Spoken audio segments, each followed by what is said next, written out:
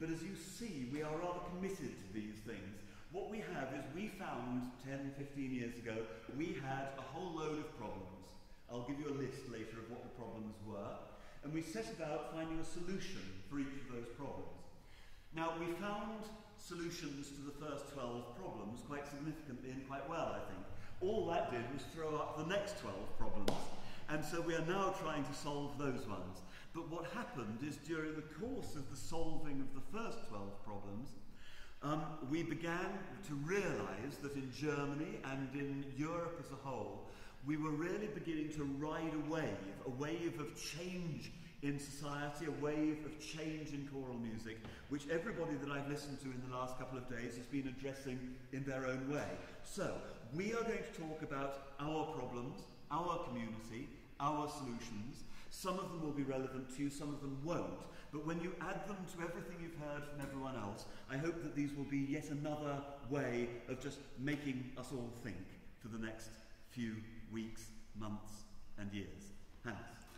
Yeah, it's a great pleasure to be here to talk to you about the Rundfunkchor Berlin, to learn about your experiences in your work, but also to explain to you what our journey from the background to the foreground of Berlin's and Germany's cultural life was. The Rundfunkchor Berlin, it was already said, is the oldest radio choir founded in 1925. So its history goes back to the time when all broadcasting stations were founded. The Rundfunkchor Berlin is that what you know, what you probably would call the Berlin Radio Choir. So let me call it furthermore Rundfunkchor Berlin, because it is our original German name. Rundfunk is a German word for broadcast, and Chor, you might know, for chorus. That's why Rundfunkchor Berlin. It is a full-time symphonic choir, and our repertoire is spanning 5 centuries, requiring different specialist skills nearly every week. All concerts are broadcasted, many in collaboration with the 2 radio orchestras we have in Berlin. We are the chosen partner of many independent orchestras, conductors, and festivals. And I have to say, for the last 12 years, the collaboration between the Berlin Philharmonic and Sir Simon Rattle became very important.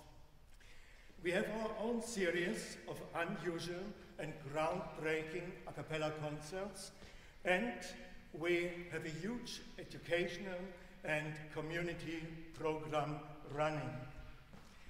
The chief conductor of the choir since 2001, Simon Halsey, and we are very proud working very often together with Claudia Abado, Daniel Barenboim, Ivan Fischer, Niklas Harnoncourt, Marek Janowski, Kent Nagano, Yannick Niesen-Sigern, Sir Simon Rattle, I already mentioned, Tugan Sokiev, and Christian Thielemann, among many others. We have a dream. We really want to give choral music a bigger picture. And we want to make chorals, the chorals as famous as the orchestras already are in the picture of people's view. And therefore, we broaden the traditional scope of choral music. We developed exceptional performances in unusual venues.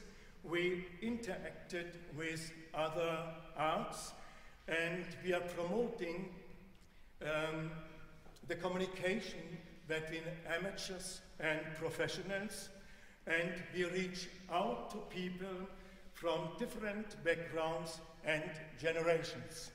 And that's only possible if you take the choir and the audience always out of their comfort zone and how it works and what it means. Simon will tell you. I've mentioned in the beginning that we started to have interdisciplinary projects, and what it means. We brought a small movie We want to show you right now. It gives you an idea what we are doing, and we will talk about later more about that. So, we are combining choral music. This was just another experience in doing Savitri. It was very nice to hear about yours in the earlier session. So we are combining dance, film, light, movement, documentary theater, and we are going out to find our performing places in discos, museums, stations, techno clubs, theaters, factories, warehouses, unfinished buildings, and very soon in building sites. And that's another expression about doing special projects, doing a cappella music in a different way. Now, why are we doing this? It's not because I have any fear about the quality of our concerts or any worry about the quality of classical music. Far from it. But if we're going to meet a new audience, we're going to have to find them. And we are aware, this is certainly the case in Germany and certainly the case in the UK, that there is a very large, well-educated audience out there that does not go to classical music and does especially not go to choral music. They go to dance, they go to film, they go to clubs. There are all sorts of, they spend a lot of money on culture, they just don't go to traditionally to classical music. So that's why we went to this very famous discotheque, and we did it in association with the DJs. The piece in the middle, so we were completely sold out to 750 people on both nights, who absolutely watched entranced, and a lot of them have joined our regular audience. We did, for example, John Taverner's all-night vigil in a railway station. It meant that all the coolest and hippest people in Berlin wanted to be there because they could stay up all night. Again, it was so sold out we had to open the rehearsals to the public as well. In a few weeks' time, we are going to do the Brahms Requiem in a building site of a very famous unfinished building in Hamburg that is so strike-bound and over budget that it has become one of the most celebrated building catastrophes in the history of Germany. And we are going to perform in the building, which will have to be specially finished for us. At the moment, the space does not even have a wall on either end of it. It's completely open to the elements and is overlooking the docks in Hamburg. And the building, and such is the excitement of this project that even our site visit was filmed for national television. So it is a question of finding the opportunities to get people interested.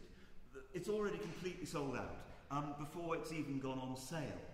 Now we will give a completely uncompromised performance of the Brahms Requiem, but we will reach people who wouldn't normally go to it. And so the examples go on. Sing. Now, are you all aware of the British project Sing Up? If not, will you please Google it? In the days before the financial crisis, the British government, about 10 years ago, was persuaded that every child in every school should sing as part of the curriculum. Music was then put back into all schools, and of course they had to begin with the fact that there weren't any teachers. So the government paid £10 million a year, what's that, $16 million a year, to train 2 teachers in every primary school, and then it was due to be in every secondary school, so that you would have school choirs, but that singing would be done in class as part of the general experience, so that your children, when getting tired doing maths, you would say, right, well, let's sing a song about counting or whatever it was. The project was quite extraordinary. There is a huge national songbook, thousands of prepared teachers, and all the backup material you could possibly imagine. And guess what? Of course, it's been completely cut. It existed for 10 years. It was, in its own terms, an absolute triumph. They managed to get 89% of all primary school children singing every day. It's pretty good. They were getting close to doing the 100%, and they were planning taking it into secondary schools when the financial cuts came, 11% off the budget for every single government department, and that was the end of it. And we can't complain because, you know, medicine has got minus 11%, everything's got minus 11%. But we started, I simply stole it and started it in Germany. Now, this is what we do. It's a long-term project done by the radio choir. The city council pays us a little bit of money. We're starting in 10 primary schools. We teach, it's exactly what I've described, really. We are building up a songbook. We are teaching teachers who are not music specialists how to use their voices. At least 2 in every school. Every school has a relationship with a member of the radio choir, and each school's programme is monitored for quality by specialist musical educationalists. It's the beginning. All over Germany, other people are doing small projects as well. My sort of view is, if we all do what we're capable of, in our own peculiar ways, we will cover an awful lot of people. But I would hope that you will look into that. So just developing on from this for a minute, we are going to show you in a second a little bit of our Peter Sellers production of the St. Matthew Passion. The reason for this is simply that it's just lovely, and you'll love it. No other reason. But the point about all this is, and really the only important point about all this is, because every single one of you will have a different experience, we can't sit on our laurels, and that's what I think that the whole of this weekend has been about. We all have different communities, we all have different constituencies, but unless we go out crusading in our own ways, according to our own personal strengths, unless we persuade people that what we do is good and know why we're doing it, I don't need today to go into a list of why singing is good to you people, but with a more generalised audience, of course, I would. And then I am a huge believer that we do it by doing, that you go into a situation in which people sing together, where people come to the great concert halls and take part. When you have taken part, you then understand. I want to give you an example. I had a very peculiar and very, very privileged education that was very good at some things and very bad at others. I got all the music I could have wanted. I got all the architecture, all the books and the modern languages I could have wanted. But I didn't get any art history. And as a 20-year-old student, I went round Italy with a friend of mine, and I would go into the great art galleries and I would say, I haven't a clue why this is interesting. There just seems to be a lot of pictures of Christ hanging on the cross, or a lot of pictures of water lilies, but I have no idea why this is interesting. And slowly my friend began to say, it's interesting because, look at that, look at the way that relates to that, and so on. But because no one had educated me, no one had given me any help, no one had opened the door to me, whole sections of my life were closed off to me. I love the sports that I grew up with. I cannot understand your sports. As far as I'm concerned, however wonderful you all think American football is, it seems to be a lot of motorbike riders who rush onto the pitch and fall over for no reason. One day someone will explain this great sport to me. Until then, it's completely closed to me. Just as if you were to come to Lord's and watch a cricket game with me, you would have no idea why I was enjoying myself.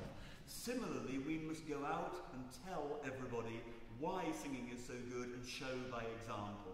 And if we have to get it out in a million different ways, then so be it. And here is an example of something that touched people very, very, very deeply.